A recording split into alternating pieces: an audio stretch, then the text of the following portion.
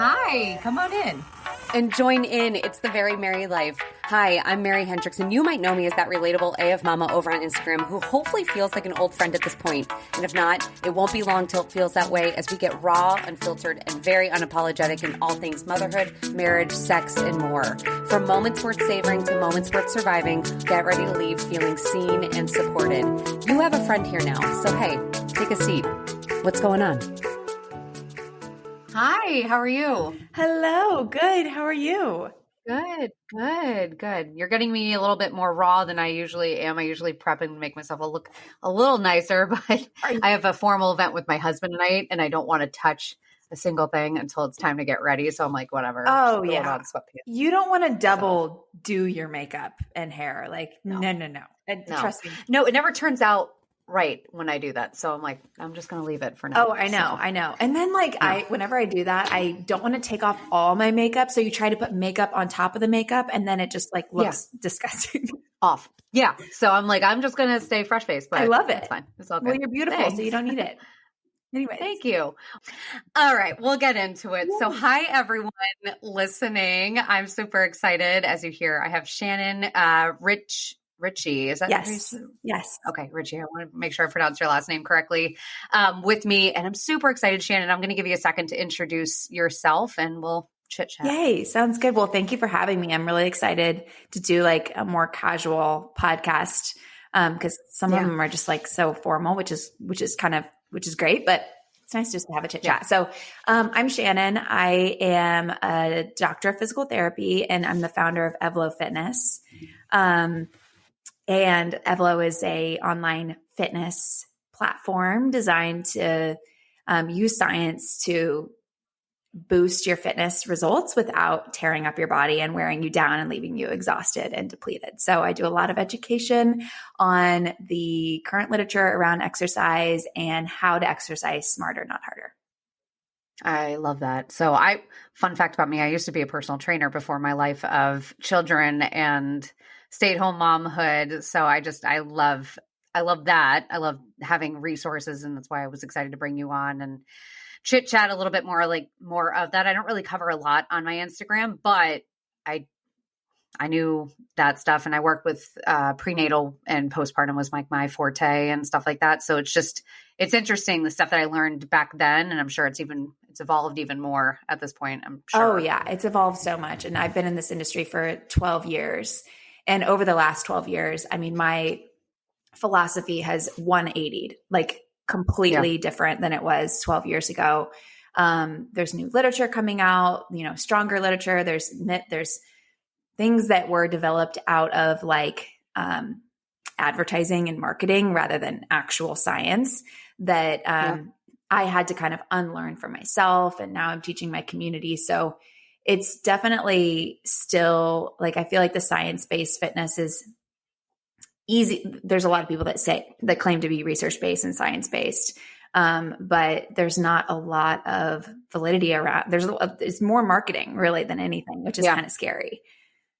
Oh yeah. Yeah. It absolutely 110%. And it's really hard, even being, unfortunately, a lot of things that claim to be really good for you are also really terrible for you. I know I got approached from a company that, and I won't say it, but they approached me to do an advertisement for them. And I usually don't take on things that they didn't seem to be that way at first. I won't say I'll say it's like a manual you get. I'll tell you it offline. I don't want to say it here, but they give you a book of some sort. I'll just say that. And apparently it has everything in it that you need. And when I did further research, I was like, the reviews that came back on this were this is like an eating disorder in a book that people don't know, but the way it's approached and even the marketing. And if you go to their page, their marketing is all about body positivity and body love and loving yourself. And so it seems like they're doing the right thing, like what you would want.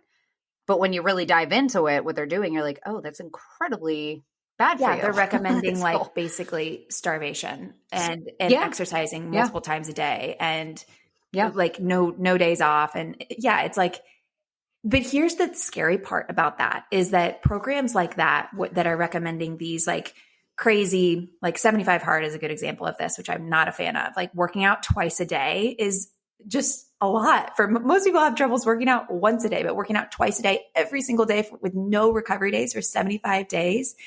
I mean, yeah. And eating, really changing your eating habits. And a lot of these programs will drop your calories really, really low. And so people will see changes in their body when they have that kind of a strict routine. And so they think that it works. They think that it's effective, but it is like not sustainable. Most people can't exercise for 2 times a day for the rest of their life. And because they're going to get injured, they're going to get burned out. They're going to start to develop overuse injuries. They can't eat that little of food and be able to sustain that. So it's really tricky because people start to think that there's something wrong with them. Why can't I sustain this? Like this works. This is the formula. Just eat as little as possible and exercise as much as you can and you'll lose weight. Like I've seen it work for myself, but like I can't stick to that. There's something wrong with me. I'm not self-disciplined. I'm not like, I need to change my lifestyle. People think that it's something wrong with them when really it's like this whole recommendation is not built in sustainability at all. And so it's really sad. And that's like the thing that I really try to educate about is that you might not see the fastest change. And like, listen, the stuff I talk about is not super sexy. It's like gentle. We always talk about gentle consistency. Mm-hmm. You are going to be so much better off if you exercise and eat in a way that is more gentle on your body, but something that you can be consistent with and sustain for your entire life. You're going to see so much better results and be able to sustain them than if you do these diets that might give you fast results, but you're going to bounce back. And then usually people bounce back, gain the weight back, and then some. So it's sad. Yeah. Yeah. Well, and that's exactly like what my background is. And that's why I entered into personal training because I dealt with years of eating disorder before that. So the mindset that you get from that, and I know I actually brought this up on my Instagram not that long ago. And Dove recently put out like an ad. I don't know if you saw it. It's called The Cost of Beauty. And they put out, if you go to Dove's Instagram page, I think it's probably their first pinned post. It will make you cry. It literally got me ugly crying as I'm watching it on the potty chairs. like ugly crying going to the bathroom because that's where I do majority of my scrolling, as everyone does. And right. And but it was so good about the impact of social media. And I asked people on my stories, I said, where did you get your negative ideas about yourself? Like, where did that come from? And 90% were their moms and diet culture that their moms are passing down, like the stuff that from our parents, which is heartbreaking. And then the other stuff was, and I had asked more specifically if you're our generation, like of people that didn't necessarily grow up with social media, because for us, I assume you're probably around my age. 31. Yeah, 33. So we didn't have social media until like our late teens, really, until that stuff really started hitting. So thank God, thank God that was the case. But I know for me, like Cosmo magazine, 17 magazine, seeing all these ads about like what J-Lo eats in a day and how she exercises. And I would do that. And then nothing would happen. And I would be like saying what you just said, like, what's wrong with me? Why can't I stick with this? How come I was able to lose weight for a very short period of time, but I would blame myself being like, you're not mentally strong enough to do this. Like something's wrong with you that you weren't able to do this. But really it's because I was starving. Right.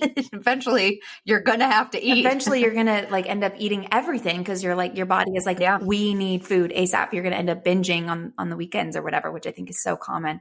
I know it's really sad. And the whole mom thing like always gets me because it's not their fault either. Like that is the conditioning that they were raised with as well. So they thought they were just, I think that we got to have some forgiveness around our parents. Sometimes it's like they were doing their best a lot of times. Oh yeah. 100%. But I had a doctor on, if you want to listen to like an old episode, she was wonderful. Her name is Dr. Ellie Delozier. I had her on my season 1 of my podcast, and she works with parents to create a positive relationship with food. Love that. And stuff. Everybody needs that. Every single parent needs that. Yeah. Yeah. So we talked about that, but that was a big thing is like, we talked about is like, I don't blame my mom. Like I know for me, I probably got a lot of my stuff from my mom because my mom is in a part of that generation where they're constantly dieting. Like that's, I just know my mom is even to this day, she's always on Weight Watchers. Yeah. She doesn't need to be, but it's that mentality. Yeah. It's just the way that is. And again, like it was again, yeah, like you said, I forgive my mom for that. It's like, she didn't know better. How do you, when you know better, then you do better. And that's exactly. And we're figuring that out. They were raised on, again, advertising, not science. So the fitness industry and diet culture really is based in consumerism, not in science. And historically, it's kind of antiquated. Most things that are in diet culture and fitness culture are very antiquated. It's like in the Stone Ages. Like, we've progressed so much as far as like what we understand works for staying healthy and building muscle, which is something I recommend for all women, is to really focus on building muscle, because we're losing it as we get older. And most women are afraid to build muscle, and they, turn 50 and they're like, why is my body composition like changing so much? And like, what's happening? But it's because what sells? Fast sells, fast changes sell. And so it's really sad. I mean, it's something that I do a lot of my work on, is trying to recondition us based on what we currently know from research and what we currently understand about physiology. Not that won't change and improve, and I hope it does. And I will change my stance on things when things do improve. But as far as we know now, like, almost everything that diet culture recommends, like, is totally opposite. Like, can you give us an example? Like, what's an example that like you can draw? What's like what's your top one that you hear? I think one of the biggest things is using exercise to lose weight. That is one of the biggest. And there's so much behind this. So study after study after study, and I did a whole podcast about exercise and leanness. Study after study have shown that exercise is not very effective for weight loss. When you increase your activity, you may lose a couple of pounds, but what happens is your body adapts to that new activity level and you start to lose less weight. So you could be doing the same amount of exercise in 3 months and not be losing any weight, because your body has adapted to the new energy needs. And so people think it works because they're like, I started running and I like lost a few pounds, but that very quickly levels out. And study after study have shown that. So, but again, advertising is going to say, use this exercise program to like slim down, or like get ready for summer, or shed fat, or like tone up and things like that. And exercise is just not very effective for fat loss. If fat loss is your goal, focusing on nutrition is going to be much more effective. And I think that this is dangerous, because when people see exercise as a tool for fat loss, they're more likely to exercise way too much and harm their hormones, harm their joints, harm their body in the long term, create oftentimes irreparable damage to their joints, because they're overdoing it, they're overusing their body. And then they're not really seeing the results that they're hoping for. So I always say, like, that's the biggest thing. And there's all this new science coming out about burning calories, and like how we don't actually burn as many calories as your fitness watch says you're burning. Yeah. And we can talk about that if you're interested. But yeah, I think that's the biggest thing, is reframing exercise as a tool to build muscle and improve your heart health and improve your metabolic health, rather than you using exercise to like lean down or slim down. We'll be back after a quick break. Eye-Opening Moments podcasts are real-life stories of adversity, encounters, and perspectives. They are moments that can lift your spirits, give you some food for thought, or move you. For the introspective mind that likes to reflect, discover, and find solutions or meaning in a complex life, listen to Eye-Opening Moments podcasts. Yeah. Yeah. Well, and that's the biggest thing. I think that it's reshifting the narrative as to why are you doing it? Yeah. Like, at the end of the day, I think, why are you exercising? What's the point of that? And I know for me, like, I actually am in a spot. Well, one, I have 3 kids, and I just am getting back into the rhythm of things. And from someone who used to do this professionally, like, I realize now that it's not a make or break type of thing, that like I'm in a stage of life and a season of life where finding exercise is really hard right now. Yeah. So I just focus on all different things. And plus I'm staying active by chasing my little, moms are so active. Like it all counts, right? Like it does. Yeah. So I just like, don't even think about it. But like I dance in the kitchen and I do things like that. And I honestly have done actually better this postpartum because I've taken the stress off about like getting back to my not my pre-baby weight, but like I'm closer to that than I ever have with any of my other kids. And I think it's because I just reframed the idea of activity and what I was doing it for. Yeah. And I actually have been like a little hesitant in even getting back into like a workout routine because I do have that mentality of extreme. Yeah. So I'm creeping very slowly with that stuff because I don't want to get to it and be like, you're doing this for one sole reason. Like, no, you're doing it because it's fun and it feels good and it's good for you. Yes. And that's it. And I think that's very, very common. And I think it's so easy to say like, don't exercise for the wrong reasons. Like everyone's like, yeah. But at the same time, like if I'm going to exercise, I want it to do something, right? Like so many people think that. Oh yeah. And I think that that's totally fair. And that's where the education comes in. Is like, what is exercise actually doing for your body? And what is it not doing for your body that we think it might be doing for your body? I always say like exercise is not, again, it's not really a very effective fat loss tool. Even if you are exercising really hard, your body tends to level out as far as how many calories you're burning. So I always say if you are exercising and if you're exercising to feel good, amazing. Let's do that. If you're exercising because you want an aesthetic change, let's talk about that too. I like to support all goals. And I think that like in diet culture goes too far as like prioritizing aesthetic goals, but I also don't think there's anything wrong with it. If you're like, I want my body to look good. I want to feel good. I want to fit in my clothes. Like, I don't think there's anything wrong with that. And I don't like to demonize that. So, but it's like, okay, let's talk about that then, because if aesthetic goals are a priority for you, we want to focus on, if leaning down is your goal, we want to focus on diet. We want to focus on eating correctly, fueling correctly, not eating too little, but fueling correctly. And then if changing your body aesthetically with exercise is your goal, we want to focus on building muscle.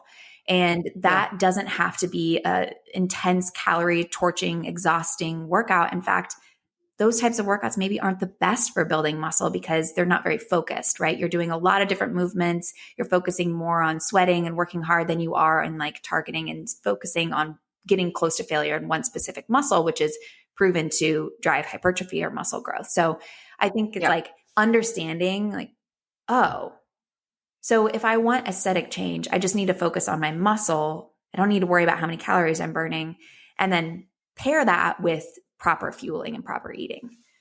Yeah. Yeah. I love that.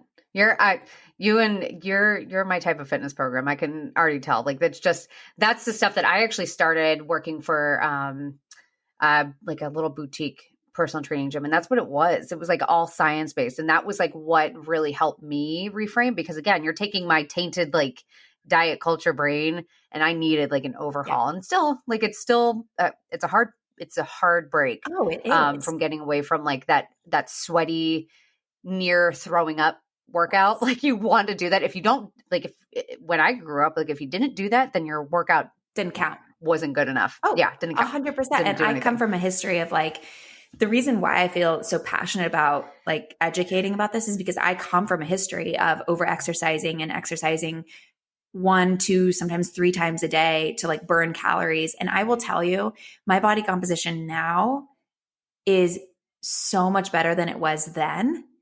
And it's because I'm focused on the right things. I'm narrowing my focus to work like smarter, not harder. And my body feels better. The reason why I had to stop exercising like that is because I felt like I was falling apart. Like my joints hurt. I had chronic pain. I wasn't sleeping. I was like a bitch all the time because I was moody and like cranky. And, you know, so my relationships suffered. I mean, it really does start to affect a lot of your life where it's like, okay, wait a second. If I just do less, but am really focused in the workout itself, and I'm not like using exercise to overly stress my body's going to adapt better. And I think that and then it starts to get fun because then it's like, oh, I have the rest of my life to work out. Like I don't need to like hammer myself into the ground right now for a quick fix.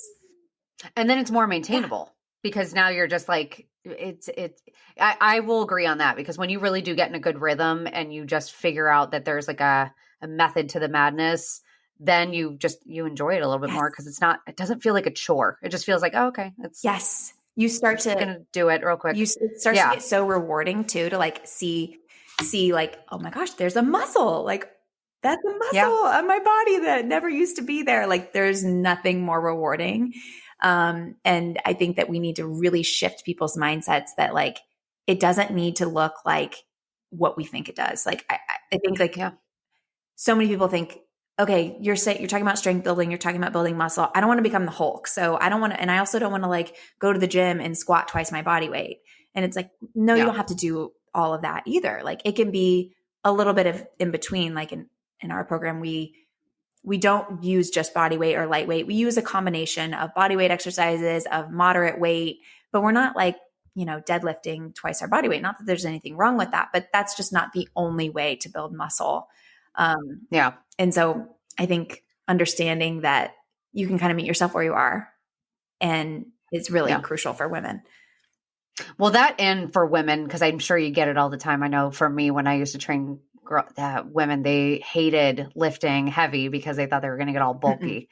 And I was like, that's not how it works. No, it's not going to happen. Yeah. I told them, I was like, what's going to happen is if you lift heavy and you don't properly fuel your body, you're going to people get bulky, because if you're not properly fueling, what's going to happen is your muscle is going to grow no different than it would if you were lifting anything else. But if you're not fueling properly, then you're going to have the layer of fat and skin on top of it. And that's what's going to make you feel bulky, because all of that's expanding. So if you fuel properly to make sure that you're leaning out where the fat on top of that muscle is kind of dissipating, then you're going to be fine. Amen. And that's exactly what happens. I mean, people are not focused on, again, they're using exercise as a way to they're using exercise to lean down and build muscle. And this is this toning thing that drives me insane, is like exercise is not going to do much for the fat. Like it's really not. That has to be diet. So I think women think that they're going to get bulky because exactly what you said, they're gaining mass overall. They're gaining muscle underneath the existing fat that they have, or they're eating more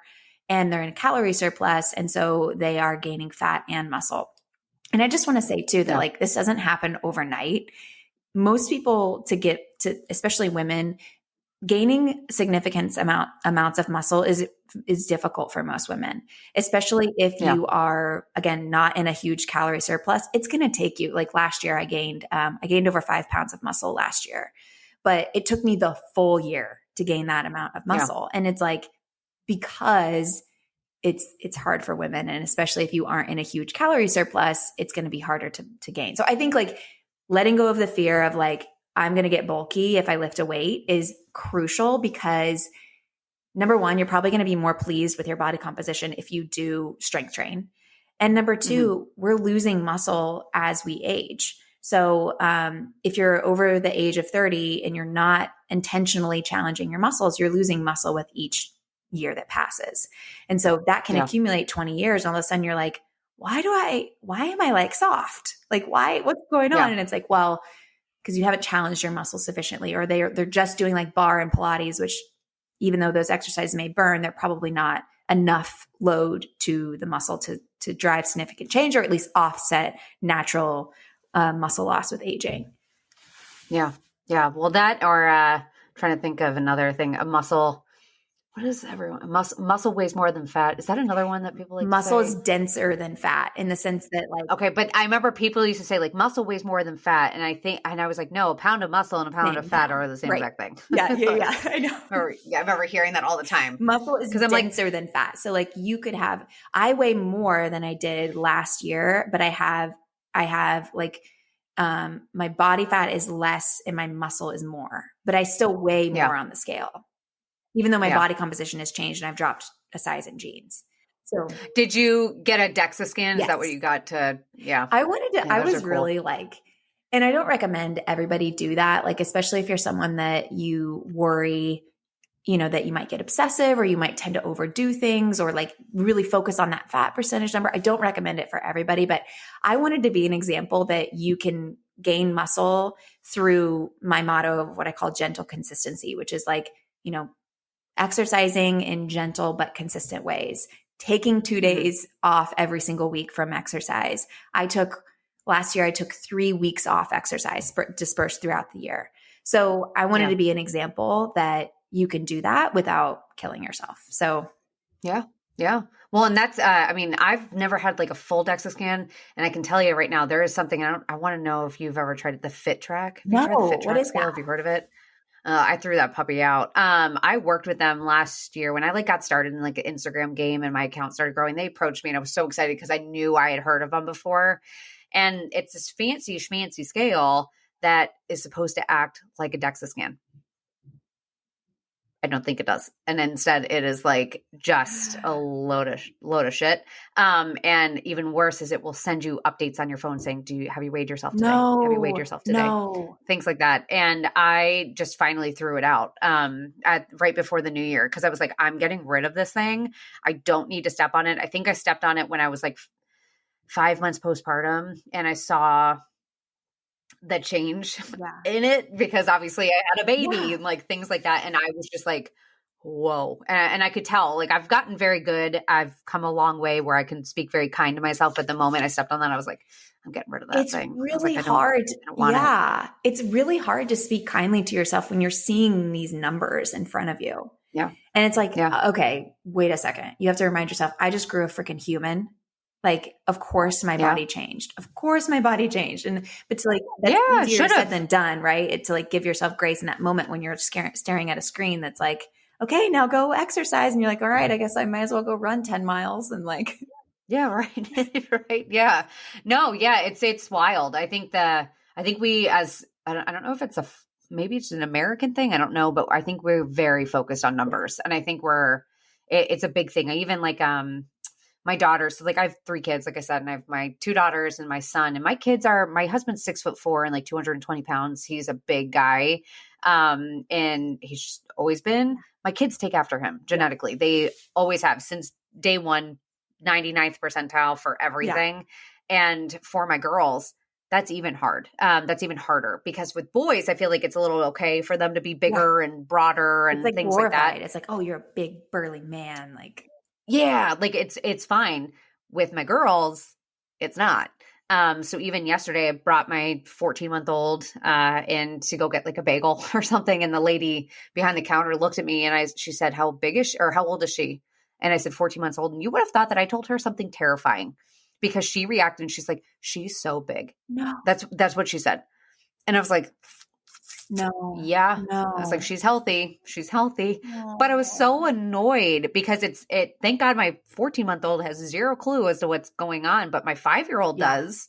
And I'm like, she's the tallest of her class and things like that. And I'm like, it's hard because I think we focus on like, I even had a mom ask me, she's like, my child's high in the percentiles. I get worried sometimes. And I'm like, I think we're so stuck on numbers. Like I know BMI is even like a big thing. And even like with stuff kids, like that. It's like, okay, they're a freaking growing kid. Who cares what they are? As long as they're healthy, like who cares what their number? And I think especially with girls, like that's the doctor I had on who talked about the positive relationship with food. She said girls have more fat on them. Girls are meant to have more fat on them, and especially when puberty rolls around. Girls typically gain weight and all of a sudden people will freak out because we don't know that it's essential. Yeah. Like it's an essential thing for us to carry fat. Women do carry more fat than men for a reason. So it's one of those things that we've just gotten to like such a point of being like, oh, big is bad. No, I know. It's so sad. But I mean, I think your daughters and the daughters coming up, the kids coming up now are in such a better position than we were. I hope. Because now like it's changing, like you said, even that program that sent that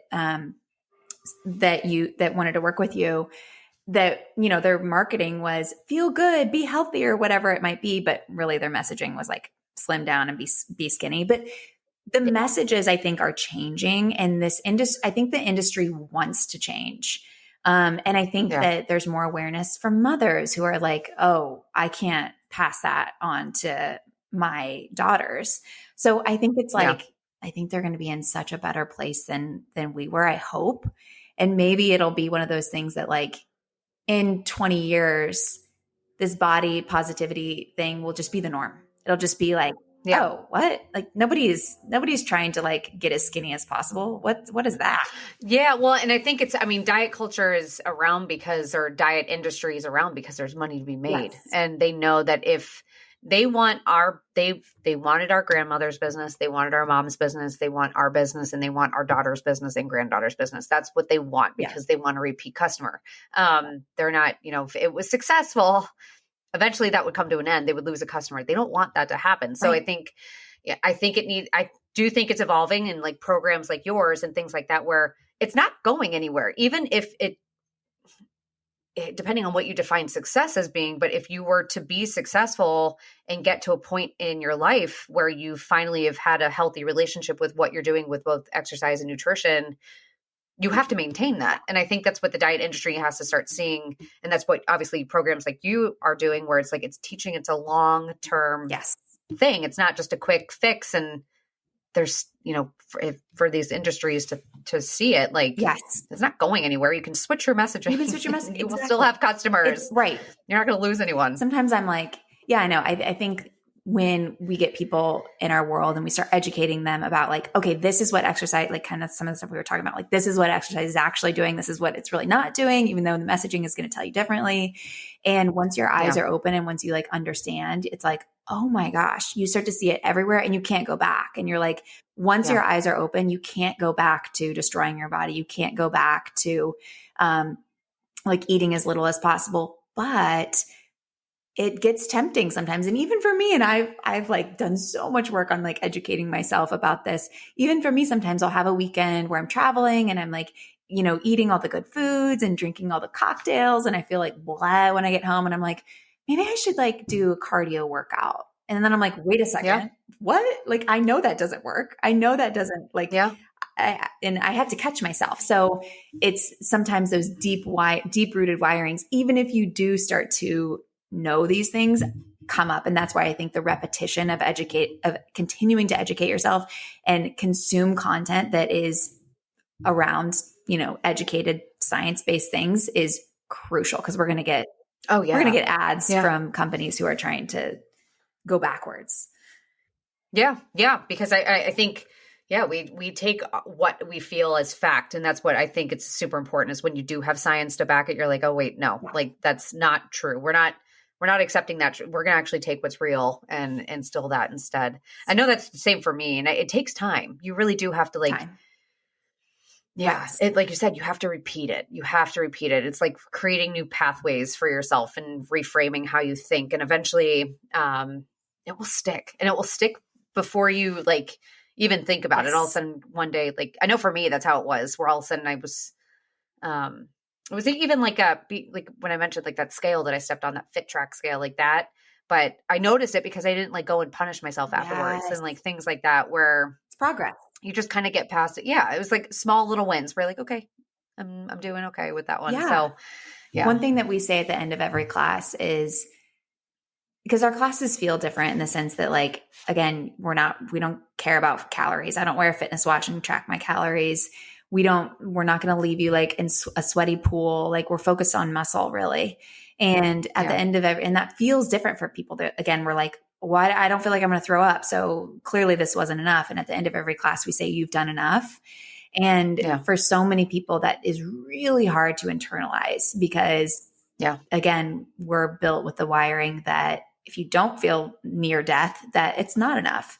And what's so cool is when I hear people that are like, I am trying, or I tried for months to like get onto this mindset. And they say, now that I feel like I'm like in better shape than I ever was by punishing myself, it's so much easier to believe like I've done enough. It's because you have the evidence. So sometimes it's just a matter of like, okay, just have some faith and just try it and see, and try that new like lifestyle and mindset. And once you get the evidence, it's a lot easier to believe. Oh yeah. Yeah. It's the faith in enough. Yes. Like, that's like the hardest part. I know that. I love that saying. I have a sweatshirt that says you are enough. It's like my go-to. I actually sign off usually most of my podcast saying, giving words of encouragement. And it's always, you're enough. I love that, especially because I do more parenting stuff, but that's like a big thing with parenting even. It's just like, again, until you have evidence, it's really hard, because I'm like, how do I know I'm not creating little assholes? Right. Like, I don't know, but I'm going to just put faith in the fact that I'm doing enough. Yes. Hopefully. One foot in front of the other. Yeah, only time will tell, but for now, we're just going to trust it. But we've done enough. Yeah, so it's interesting, but yeah, no, I love that. I think that's great. And then, well, actually, one question before we sign off, because I know you talked a little bit about it because you work with women cycles, with exercising during like cycles of the month and obviously everything. I think that is so intriguing, and that started really coming out when I was leaving personal training. Was really trying to coordinate how you treat your body depending on your time of the month. Yes. So, academics are very much disagreeing on this topic right now. So I may be saying something different in a year if we have like stronger evidence about this. But cycle syncing is very popular, especially on like TikTok and Instagram. And the recommendations are, in 1 week of your cycle, you're doing HIIT and you're ramping up and you're hitting PRs. And the next week you're backing off, you're doing Pilates. And then in your menstrual phase, you are walking, you're doing yoga. And so you're doing different things each week. And my issue with this is that it's really hard to progress and build muscle when you're mixing up your programming every single week. One of the primary tenets of building lean muscle, which is again, something that I think all women need to be focused on, all women, is that you have to progressively as a trainer, you have to progressively overload. And that's being consistent with really a lot of the same exercises week in and week out. So if you're cycle syncing in the way that's commonly recommended on social media, and you're taking 2 weeks out of every month and you're not lifting and you're not progressively overloading, it's going to be really hard to build muscle. And it's already hard for women to build muscle, even if they are consistent. So I don't recommend cycle syncing in the way that is recommended on social media. However, what I do recommend is I love the idea of pulling back a little bit if you are feeling depleted, if you feel super sore, like that like limbs heavy, exhausted feeling. Like if I were to jump right now, I would barely make it off the floor. Like, that feeling. Yeah. That's a lot of times dictated by hormones.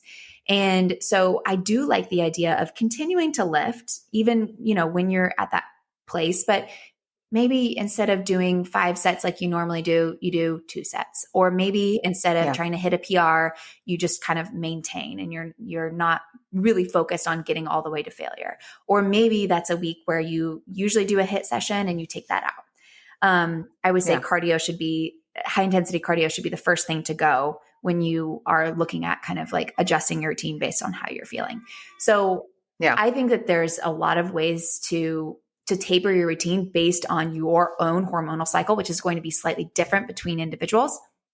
But this is the most important or the most interesting thing to me, I think, is that during your menstrual cycle, that's when people traditionally will say like hug a tub of ice cream and lay on the couch and like don't do anything and like do yoga and walk instead. Well, during your menstrual cycle, hormonally, that's when you're actually the closest to a man.